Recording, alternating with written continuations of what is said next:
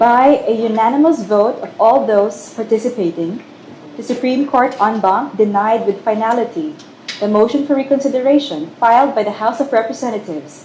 Isang malaking tagumpay po ito para sa kampo ni Vice President Inday Sara Duterte.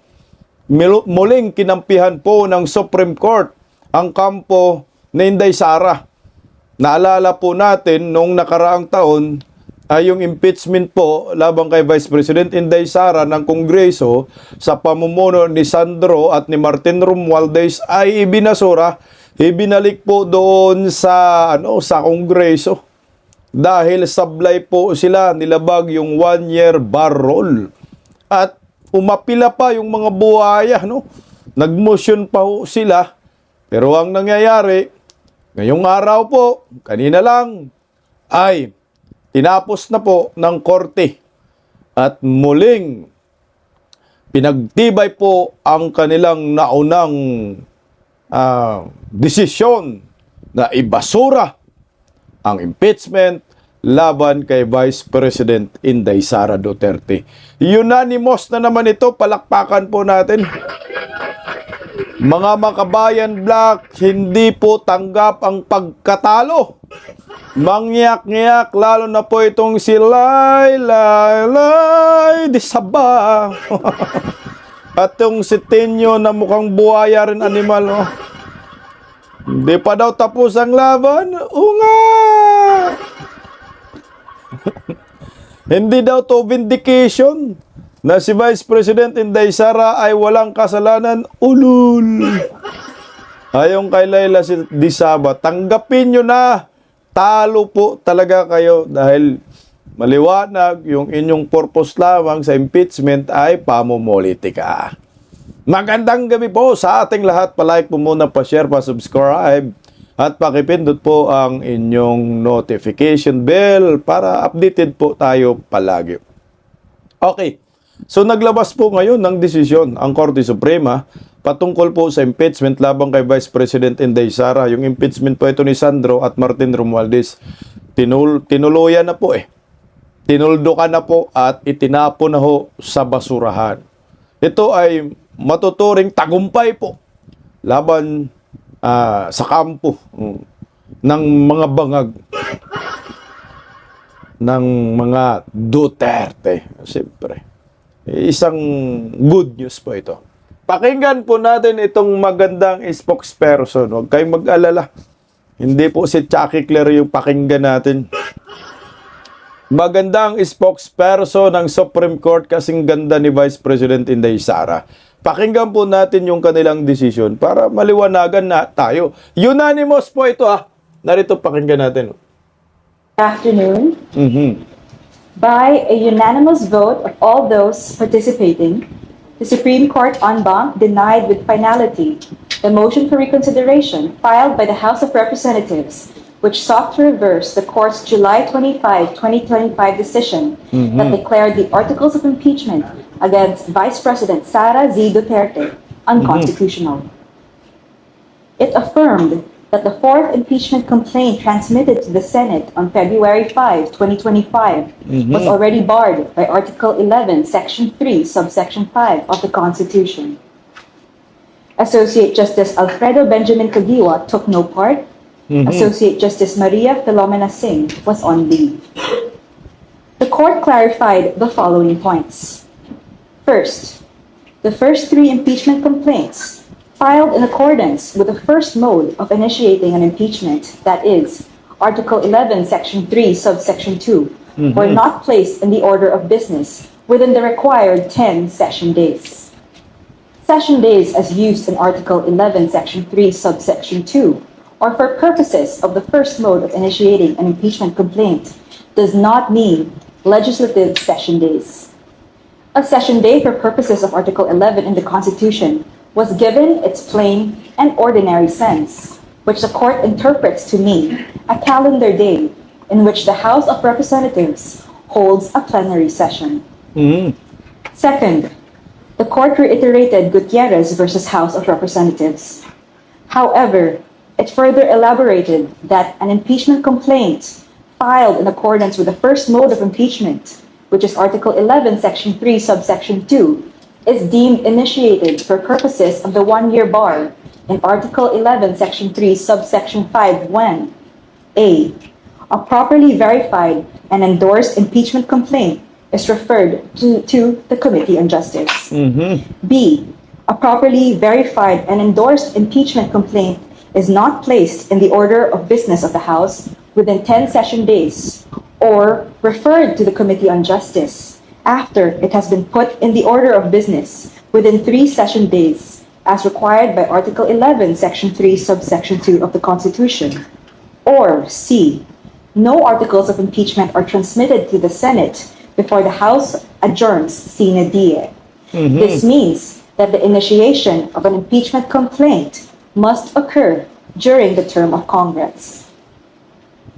Third, the court affirmed the power of the House of Representatives to promulgate its own rules on impeachment. However, it clarified that Section 2 of the House Rules, as it is currently worded, requires the referral to the Committee on Justice even when it is filed through the second mode. The second mode is provided in Article 11, Section 3, subsection 4 of the Constitution, where the endorsement of at least one-third of the members of the House of Representatives would be sufficient to transmit the articles of impeachment. In view of the current wording of Section 2 of the Rules on Impeachment, as drafted and promulgated by the House in its 19th and 20th Congress, the House may, optionally, upon its own prerogative, refer an impeachment complaint already endorsed by at least one-third of all its members to the Committee on Justice, but only for the following purposes. Number 1, to ensure that the endorsement of the members of the House is verified. Number 2, to confirm that the evidence supporting the grounds in the complaint exists and that every member of the House has been given a copy of the complaint, as well as the evidences supporting it. And 3, to respect the committee's prerogative to consolidate different formulations of the complaint, if any, so that only one complaint is endorsed to the plenary for transmittal to the Senate. The court observed that there is a fundamental difference between the first and second modes of initiating impeachment complaints. Thus, it said, and I quote, Article 11, Section 3, subsections 2 and 3 cover the first mode of initiating an impeachment complaint. Article 11, Section 3, subsection 4 covers the second mode of initiating an impeachment complaint. In the first mode, impeachment is initiated through the regular and deliberative process in the House of Representatives. A verified complaint may be filed either by a member of the House or by a private citizen with the endorsement of a member. Upon filing, the complaint is referred to the House Committee on Justice, which evaluates its sufficiency in form and substance and conducts the appropriate hearings. Grabe, ang daming problema pala ng impeachment ng labang kay Vice President Inday Sara. Maraming nilabag, no, one-year barrel, tsaka yung pag-endorse din pala sa Committee on Justice, hindi dumaan. So, minikos-mikos talaga ang tawag dyan, abuse of power. So, at least itong Supreme Court, hindi po ito tulog at hindi po nababayaran. Ito yung nakikita ko sa decision po nila sa motion ng mga buaya. Tuloy po natin mga kabistak ang magandang spokesperson. Only after favorable committee action does the impeachment process proceed further. This mode, therefore, emphasizes institutional screening and committee review. By contrast, subsection 4 introduces an alternative and a more direct mechanism for initiating impeachment. Under this provision, a verified complaint or resolution of impeachment signed by at least one-third of all the members of the House of Representatives immediately initiates impeachment proceedings. These provisions reflect a deliberate constitutional design. Subsections 2 and 3 provide a structured and committee-directed approach, while subsection 4 allows a streamlined initiation when a sufficient level of consensus already exists. Fourth, the court affirmed that due process of law applies to the impeachment process. It stated, and I quote, "The phrase right to life, liberty, or property should not be read with undue literalism." It must be accorded reasonable flexibility to achieve its intent of protecting inherent and inalienable rights that could not have been exhaustively articulated at the time of its framing. The Due Process Clause embodies a fundamental constitutional commitment to reasonableness, fairness, and non-arbitrariness. It envisions that we cannot have a true democratic and republican or representative state that is arbitrary and unfair. However, due process as it applies to the impeachment process is sui generis or in a class of its own. Full-blown trial happens at the Senate. At least for the second mode of initiating an impeachment complaint, it only requires 1. The grounds invoked in the complaint or resolution are those contained in Article 11, Section 2 of the Constitution. Number 2, the procedure is governed by the rules on impeachment promulgated by the House prior to any filing of any impeachment complaint. 3, as already provided by the current House rules on impeachment, all endorsing members should have been given a copy of the complaint and all its supporting evidence. The court also noted that the transmittal of the articles of impeachment should be done in a plenary session of the House, providing all the members of the House with full copies of the complaint and its accompanying evidence mentioned in Rule 4, Section 14 of the House Rules on Impeachment. Transmittal to the Senate, however, requires only a vote of 1/3 of its members for the first mode of initiating a complaint, or proof of the endorsement of a complaint by 1/3 of its members for the second mode. Fifth, the operative fact doctrine cannot be invoked by the party directly responsible in the commission of an unconstitutional act. Thus, it does not apply in this case. Finally, the court noted all the motions for intervention and pleadings filed by individuals who were not parties to the case. This resolution is immediately executory upon digital service on all parties in accordance with AM number 25-05-16-SC or the guidelines on the transition to electronic filing in the Supreme Court. No further pleadings will be allowed. The resolution and the motion for reconsideration and the separate opinions are being uploaded and served on the parties. Thank you very much. Palakpakan natin. Final and executore. Isang napakalaking tagumpay para sa kampo ni Vice President Inday Sara Duterte. Isipin mo yan, oh. Via unanimous decision. Tama talaga yung sinabi ng mga ibang abogado. Wala na yan. Mag-apila ka pa. Unanimous na nga yung sinabi nila na lumabag sa 1-year bar rule yung articles of impeachment ng mga buhaya. Kakapal talaga na mukha, no? Pinilit pa talaga nila na mag-motion. Baka sakali, no? Ito si Laila de Saba, kasama yan. Akala ko ay hindi na po ito tutuluyang tuldukan at hintayin na lang po mapaso yung 1-year bar rule. So ito na nga po, isang maituturing tagumpay at maliwanag po na kinampihan ng Supreme Court, no? Sa pamamagitan ng mga legal na pamamaraan ang Vice President Inday Sara Duterte. Mantakin nyo po, 13-0 po ito, ha? Hindi man lang nakaisa ang mga buhaya. 13-0 po yung bumoto. Yung iba yata nakalig 1, 2, 3, 4, 5, 6, 7, 8, 9, 11, 12, 13. Yung dalawa yata nakalib yata yung dalawa. Basta yan, 13-0 po. Pabor kay Vice President Inday Sara Duterte. Ano na po yung mga appointee ni Bangag? Di kumampi. Nakakahiya, pati si Leonin, Dilawan, mantakin mo yan, ha? Nasa na? Wala eh. Pag batas ang pinag-uusapan talaga, no, yung titingnan mo yung batas, pumapabor talaga sa mga Duterte dahil nakabase lahat ng ipinaglalaban ng mga Duterte sa batas. Ito po ay malaking insulto para naman sa part ng Makabayan Black, sa part ng mga kongresista, Sandro Marcos, Martin Romualdez eh. Sipin mo 13-0, hindi man lang nakaisa, 12-1 siguro. Agad naman po naglabas ng statement ang grupo ni Vice President Inday Sara. Ito basahin po natin yung official statement. Kapalakpakan muna natin yung Tracy para sa bayan yan.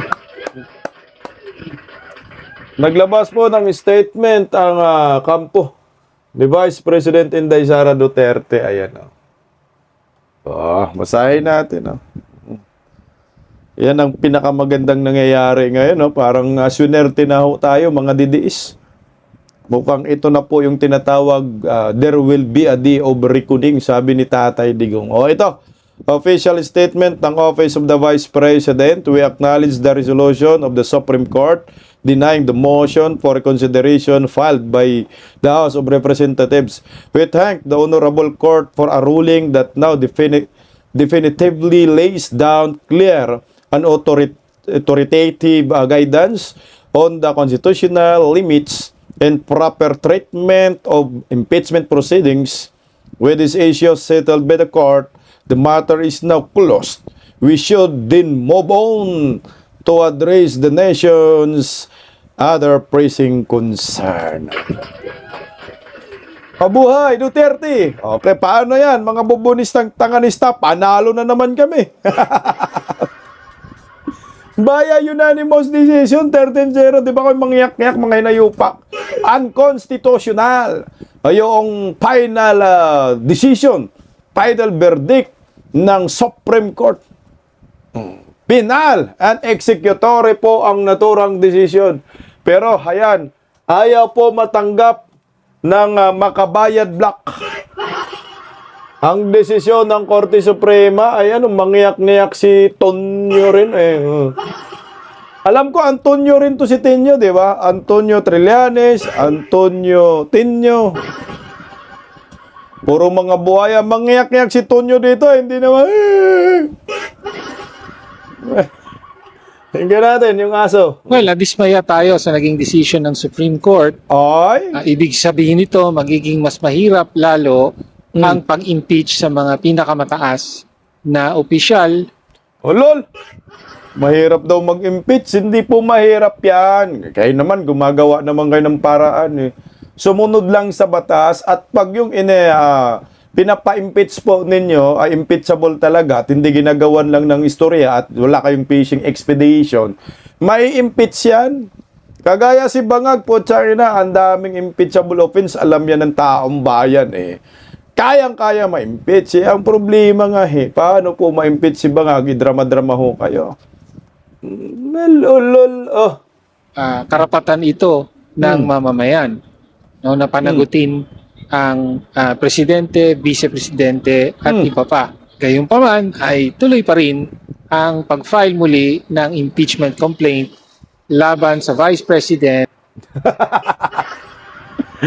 Tuloy daw sila. Kahit ganun. Wag mo nang questionin yung integridad ng Supreme Court kasi yung kakampi nyo nga dilawan dyan Hindi ka bumuto Naging consistent pa rin ang decision na unconstitutional yung impeachment. Pwede ka magsampa ka ulit sa February 6. And kaugnay sa pagwaldas ng 612.5 million na 600 tumubo na. confidential fund. Hindi po magbabago yan. Sinusulong po natin ang panawagan ng taong bayan, lahat ng sangkot dapat managot. Magsimula tayo sa pinakatuktok sa presidente at sa vice-presidente. Akala ko magsimula tayo sa pinaka-zero. Anong sigaw ng taong bayan? Ang sigaw ng taong bayan ay si Vice President Inday Sara ang maging presidente ng ating bansa. Huwag mo na kaming idamay dyan. Dapat ang sabi mo, ang sigaw ng mga kaliwang grupo, mga komunista. Ayan. Huwag mo na kasi idama yung taong bayan Kasi putang ina, pag sinabi pa naman taong bayan sila daw, nyo. Kami taong bayan din kami, hindi kami pumapayag na si Vice President Inday Sara ma-impeach. Ang gusto namin si Bongbong Marcos, pero wala na nga ang pag-asa dyan sa impeachment kay Bongbong Marcos Kasi drama-drama lang ang nangyayari kay Cara David kami kakapit. Bakit? Ang taong gipit, kay Cara David kumakapit. Nabago na. Hindi na yun ang taong gipit. Sa Bombay, kumakapit. Ayan. Tanggapin nyo na lang. Better luck next time. So ngayon, lalong papahirapan po kayo ngayon. Buti na lang yung kampo ni Vice President Inday Sara, di ba? Maagap, no? Agad dumulog sa Supreme Court para ipabasura yung depektibong impeachment laban sa kanya at abuse of power na impeachment laban kay Inday Sara. Matatalino yung defense team ni Vice President Inday Sara, palakpakan po natin. Saka kinatigan ho talaga eh. Pero si De Lima, mangyak-ngyak, ayaw niya matanggap, ma-impeach ka, day! Raka-raka! Ayan, oh. Sabi ng ni Lai Di Saba, na dati ay Junil, ngayon ay Romil na. Supreme Court's ruling rest on technicality. Magagamit ito sa susunod na filing. Tingnan. Di aminado kayo may butas yung impeachment nyo. Bakit pa kayo nag-motion pa, mga ugag? Still not a vindication. Anong hindi? Wala pa rin nalinis na pangalan. Anong wala? Bakit may marumi bang pangalan ng mga Duterte? Hindi. No need na yung parang linisin mong pangalan ni Inday Sara kasi hindi nyo naman nadumihan at walang naniniwala sa inyo. Eh yan na Supreme Court nagiging kakampi ng mga Duterte. Alam mo ang desisyon ng Supreme Court ngayon? Yan ay malaking factor po yan. Sa susunod yung impeachment, hindi na po maniniwala ang taong bayan dyan. At ito ay malaking bagay para sa 2028 presidential election. Nagsalita ng Supreme Court eh. Isa lang ang ibig sabihin yan. Bakit nakitaan kayo ng butas ng Supreme Court? Kasi nga, yung pinanggagawa ho ninyo ay puro kalukuhan lamang. Puro panggigipit, gawa-gawa lang, facing expedition, black propaganda, sirain lang si Vice President Inday Sara. Sirain ang mga Duterte. Yan ang tinatawag na politically motivated. That's part of a black propaganda campaign versus Inday Sara dahil nga wala nang makakatalo kay Inday Sara sa 2028 presidential election. Kaya dinadaanin nyo yan. Masyado kayong agresibo. Kayo ano ang nangyayari ngayon? Di kayo rin napahiya. Sinakyan nyo yung gawa-gawang impeachment labang kay Inday Sara. Di Lima, nagiging DOJ secretary ka. So alam mo yung batas. Pero nagbulag-bulagan ka, question mo yung decision ng Supreme Court. Dapat nga dinisbar ka eh. Dapat sinampahan po ito ng disbarment case. Oh. Kasi nga hinayupak kayo. Masyado kayong walang respeto sa Supreme Court. Okay, merong pahayag sa Speaker D. Ayan, kung si Tambaloslas yung Speaker of the House ngayon, di ba, mangyak-ngyak ka? Sabi po ni Faustino, tuta ni Sandro na si Speaker Faustino Bujidi, kinikilala ng kapulungan ng mga kinatawan ang desisyon ng Korte Suprema kaugnay ng articles of impeachment labang kay Vice President Inday Sara Duterte. Dapat lang. Ang impeachment ay isang prosesong malinaw na itinakda ng konstitusyon at may tiyak na pamantayan. Mahalaga po ang pag-iingat sa proseso ng impeachment, isang pananagutang kaakibat ng mandato na ipagkatiwala sa ating sambayanang Pilipino. So paano po ito? So kayo ay aminado po na nagkamali po kayo sa ginagawa ninyong impeachment labang kay Vice President Inday Sara. Pwede ba po kayong lahat ipakulong ni Inday Sara? Pwede ba ho kayo asampahan ng kaukulang kaso? Dahil yung ginawa ho ninyo kay Vice President Inday Sara ay isang kasiraan ng kanilang pagkatao. Kasi ito inamin ho ninyo, tinanggap na po ninyo ng desisyon ng Korte Suprema. Dapat ho itong si Martin Romualdez, lahat po ng pumirma, ilang kongresista ba yun ang pumirma na ma-impeach si Inday Sara? Kasama si Sandro, Tambaloslos, dapat kasuhan kayong lahat ng kampo ni Vice President Inday Sara at managot po kayo sa taong bayan na sinasabi ni Tenyo. Oh. Oo. Lalo ka na, Laila de Lima, managot ka. Kasi nga, gumagawa ho kayo ng hakbang para masira yung isang Vice President. Eh, hindi po kayo ngayon kinampihan ng Supreme Court. Ang Supreme Court na mismo nagsabi, unconstitutional yung ginagawa ho ninyo. Gaya ho ito, paano na? Maski kakampi ninyo, ayan o, dilawan man yan na justices. Na justice, di ba? Si Leonin, Justice Marivic Leonin. Dilawan man yan, senior ha, Associate Justice. Hindi kumampi sa kagustuhan ninyong mga hinayupa kayo, mga kaliwa kayo. Anong sabi dyan ni Leonin? Impeachment should never be abused. Oh, di ba? To maintain the hegemonic dominance of greed by shaming those who occupy high government positions and to preventing them into doing what they were sworn to do. O, di ba? Dapat kasuhan talaga dapat ito ng kampo ni Vice President Inday Sara. This is why impeachment has been designed so that it is not merely a political process initiated by mere allegations or by perceived public acclaim shaped by the propagandistic effect of time press releases or irresponsible viral post on social media. O, ayun na. Di ba? Hindi kasi ito pwedeng gamitin mo lang ang impeachment sa inyong mga black propaganda para lang may masira yung isang public servant na binoto ng taong bayan kagaya ng Vice President. Wala namang basihan, wala namang ebidensya. Si Aling Gloria, namal naman na Aling Gloria. Oh. Kaya dapat yung mga nagsasampa ng impeachment na mga bugok, no, dapat kasuhan po ng tudo pag sinabi ng Supreme Court unconstitutional yung inyong pagsampa ng impeachment laban po sa isang individual. Kasi kung maitolerate po natin ito, paulit-ulit na lang magagamit yung impeachment proceeding na ito para lamang pabagsakin yung isang politiko, yung isang leader na binoto ng taong bayan, isang impeachable officer.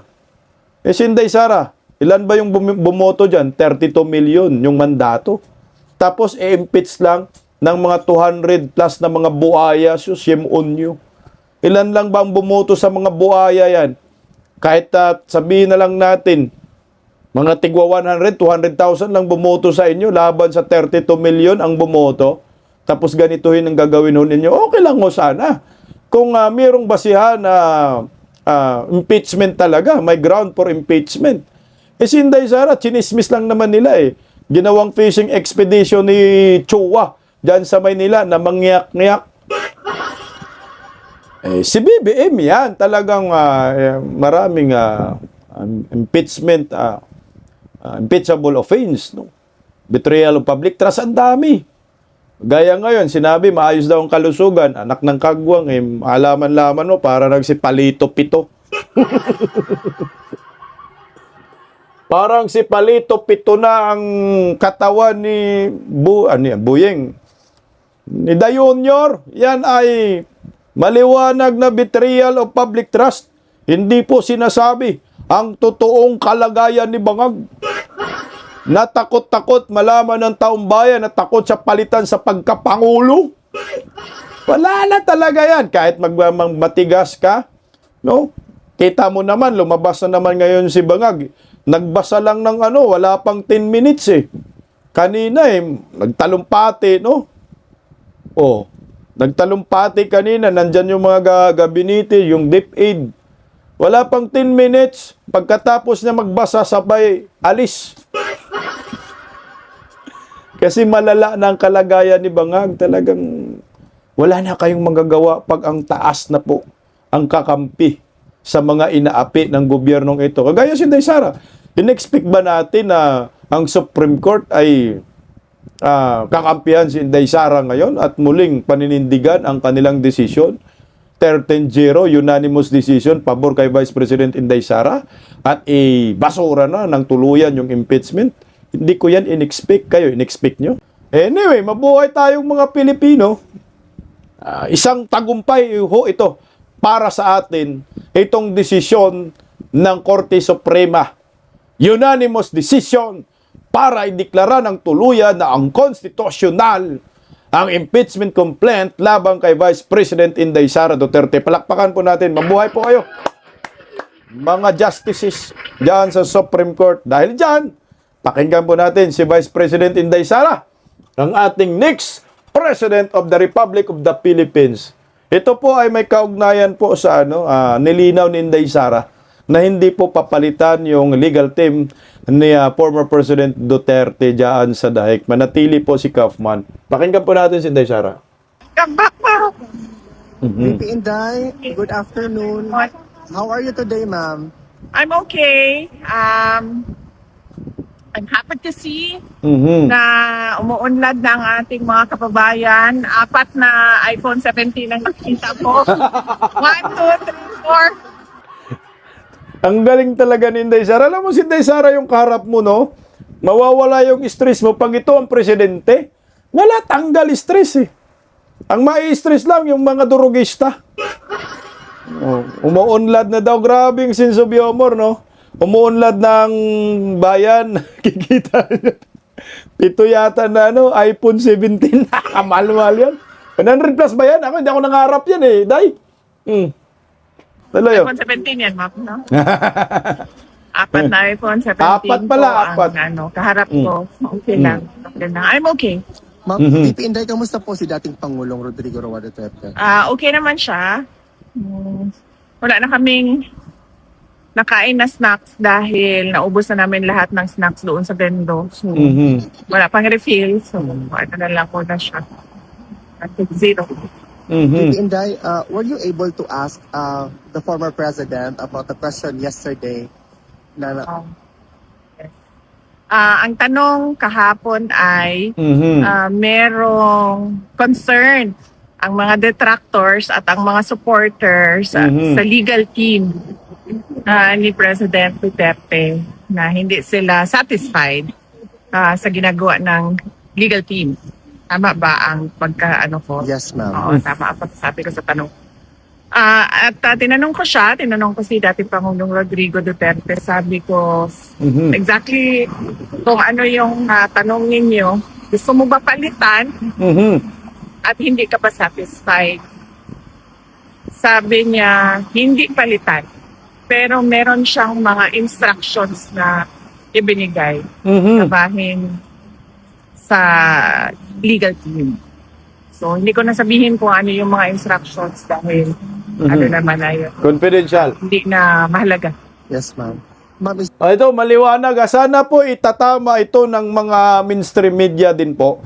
Kasi pinapakalat na rin po ito sa social media, pati sa mga balita o sa television, na umano ipapalitan ho ni ng Duterte camp itong si Kaufman. Ito maliwanag na sabi ni Tatay Digo, wag palitan. No?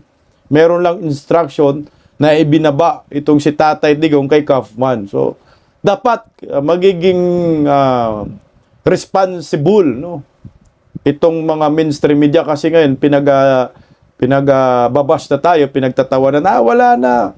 Wala nang kwenta si Kaufman. Wala na. Gusto nang palitan, talo na.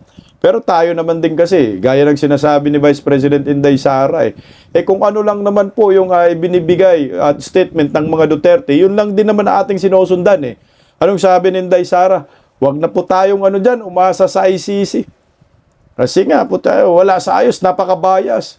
Anyway, kahit anong mangyari kay Tatay Digong, isa lang naman ang nakita ko kay Tatay Digong na ginawa niyang sakripisyo eh. Kung bakit nasa dahig siya ngayon. Para sa bayan yan. At sinusigurado lang ni Tatay Digong na si Vice President Inday Sara Duterte ay maging presidente ng Republika ng Pilipinas. Kahit anong mangyari kay Tatay Digong sa dahig, sure na po, nagtagumpay na po si Tatay Digong sa pakay niya. Anong pakay niya? ipanalo si Inday Sara sa pagkapangulo ngayong 2028 presidential election. Baka nga, mawang Panginoon, hindi na po aabot ng 2028, maging presidente na po si Inday Sara dahil si Buboim, hingalo na yung animal. Tuloy tayo. Is there anything that you want to convey to the Filipino people closely still following the situation of the former president before the International Criminal Court? Oh, pasalamat pa rin lagi. Yun naman na yung aking message lagi sa ating mga kababayan. Nagpapasalamat ako dahil halos isang taon na at sigurado ako lalampas ito ng isang taon pa. Kaso, ni dating Pangulong Rodrigo Duterte dito sa ICC. At nandyan ang ating mga kababayan na magpakita ng moral support, magpakita ng kanilang pagpunta dito sa Duterte Street. Gumagastos sila ng sarili nilang pera para pumunta dito at magpakita ng suporta sa buong mundo, hindi lang sa Netherlands. At syempre, ang pinakamahalaga dyan is yung dasal dahil napakalakas ng power of prayers kung marami ang nagdarasal. Yes, ma'am. VP Inday, mabuhay po kayo. Maraming salamat, ma'am. Maraming salamat din sa inyong lahat na nandito at sa lahat ng mga kababayan natin na online na nagsusubaybay at sumusuporta kay dating Pangulong Rodrigo dito. Araw-araw na nandito kayo at nagpapakita kayo ng suporta. Maraming salamat dahil sigurado ako nakakatulong yon sa mood, uplifting the mood of former President Rodrigo Duterte. Dahil lagi yan kapag pumapasok ako doon, binabanggit ko sa kanya na merong mga Filipinos sa labas at sinasabi niya, tinanong niya ako, bumabati ba sila sa iyo? Sabi ko, oo naman. Sabi ko, yung mga Pinoy dito, hindi man sila suplada. Sabi ko, bumabati sila sa akin. Meron lang minsan, sabi ko, hindi sila bumabati kasi parang paniwala ko, nagdududa sila kung ako ba yan o hindi. Dahil mukha akong local. Hindi mukhang Pilipina. So baka nag-iisip pa sila kung kay Sara ba ni Odile. At syempre pag hindi ako nagsalita, lalo nilang hindi malaman na ako yun. So yun lang. Yun. At napanggit ko yan sa kanya kanina. Thank you, Sabi niya, VP. pinapansin ka ba nila? Sabi ko, oo, binabati nila. Thank you, VP. Lalong nakikita ko, Buhay kayong nagiging lahat. close. Mahal ko kayo. Nagiging close sila ni Tatay Digong at ni Inday Sara. Nakikita no? Mukhang nagkaroon pa sila ng magandang moment mag-ama. Si Inday Sara, siyempre, mistisa yan. Tapos sasabihin ni Claire Castro, kamukha ni Chucky. Aniwal tong mga bubunista, no? Tanganista, loyalista ni Bangag, no? Tingnan mo, ito ba yung kamukha ni Chucky? Napaka-mistisa, ganda ng ngiti, yung nagsasabi, yun yung kamukha ni Chucky. Anyway, there will be a day of reckoning. Yung sakripisyo ni Tatay Digong, magbubunga yan. At maging presidente yan talaga si Inday Sara. Lalo na si Bangag ngayon, mukhang mahina na talaga. Tabingi na. Hoy, ayon sa isang vlogger, anong vlogger na yan? If he's seriously ill, then the VP must take over. Tama talaga. Wala na talaga yan, si Bongbong. Mahina na yan. Kaya si Vice President Inday Sara, from time to time, maniwala kayo sa akin. Maging presidente po yan. Within this year, within this month. No? Kung yung destiny ni Inday Sara ay papalit sa isang presidente na hindi nakatapos sa kanyang katungkulan dahil malala na, malubha ang kalagayan at pinipilit lang nila na mag-appear in public gathering, pero kita mo naman rogi na, kita mo naman yung kalagayan, bagsak na bagsak yung katawan ni BBM, mukha, lahat, balikat, kahit itatanggi po nila, kahit hindi po maglabas sila ng medical bulletin, nasa kanila lang ho yun. Kung biglang makalimutang huminga ni bangag. So maliwanag na niluloko tayo ng mga opisyal ng gobyerno na yung presidente natin ay malala na. Kaya dapat pagkakasuhan kayo. Kasi maliwanag po sa saligang batas na kapag ang Pangulo pinapahinga, kahit papahingain lang sabihin ng doktor, magpahinga ka. Kailangan formal po na magsabi ang executive department sa Senado at sa Kongreso na si Bongbong Marcos ay pinagpahinga po ng kanyang doktor dahil sa malubhaang sakit. Ngayon, pag sinabi nyo po yun, automatic, iotos po ng 2 kapulungan na pansamantala ay si Vice President Inday Sara ang hahalili bilang isang pangulo ng ating bansa. Kahit anong klaseng mga event ay dapat nandun si Inday Sara. Siya ang halili, siya yung tatayong presidente. Hindi po pwede yung executive secretary, hindi po pwede yung DILG, hindi po pwede kung sino yung mga gabinete ni BBM. Hindi rin pwede yung first lady dahil hindi po tayo hari at reyna. Wala pong mandato yung first lady. Kagaya po sa ASEAN ngayon. Paparating na ASEAN. Dapat po ang Vice President yung hahalili dito kay Bongbong Marcos. Kasi palagay ko hindi po kakayanin ni Bungit ang ASEAN kasi tayo po yung host country. So sino po yung iharap doon ni Bungit? Alangan naman si Lisa Baque, hindi man yan ang presidente. Alangan naman si Recto, hindi man yan presidente. Kaya matik po yan, sundin po ninyo ang saligang batas. Dahil ang Panginoon ay nagagalit na ho sa inyong pagkaabusado sa pangungurakot sa kaban ng bayan. There will be a day of reckoning.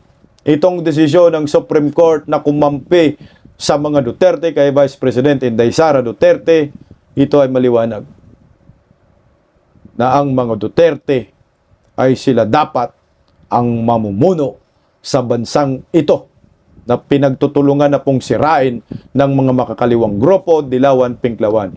Isa po itong tagumpay at sigurado na ang pagkapangulo ni Inday Sara sa 2028 dahil po makakatulong po itong desisyon ng Korte Suprema na unanimous decision pabor kay Vice President Inday Sara sa pagbasura ng depektibong impeachment ng mga kongresista.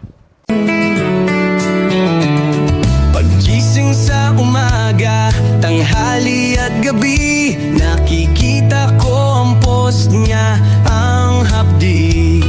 Paano nga ba to? Di ako makatanggi. Watch ko na lang at isipin ng mabuti. Bisdak Pilipinas. Bisdak, tinig ng katotohanan. Sa bawat vlog may laban sa kasinungalingan. Mulat ang mata, gising ang masa. Bisdak Pilipinas, para sa bayan, gumigising sa diwa. Sa likod ng kamera, tapang ang dala, walang sinasanto kung mali ang gawa. Hinay-hinay, pero palaban. Boses ng tao sa digital na labanan. Bisdak, tinig ng katotohanan. Sa bawat vlog may laban sa kasinungalingan. Mulat ang mata, gising ang masa. Bisdak Pilipinas, para sa bayan, gumigising sa diwa.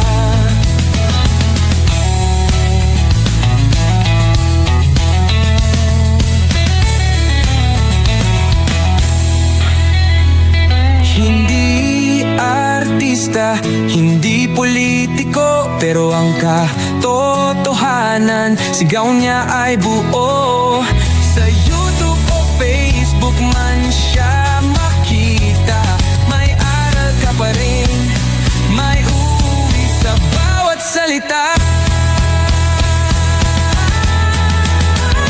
Bisdak, gising sa katotohanan.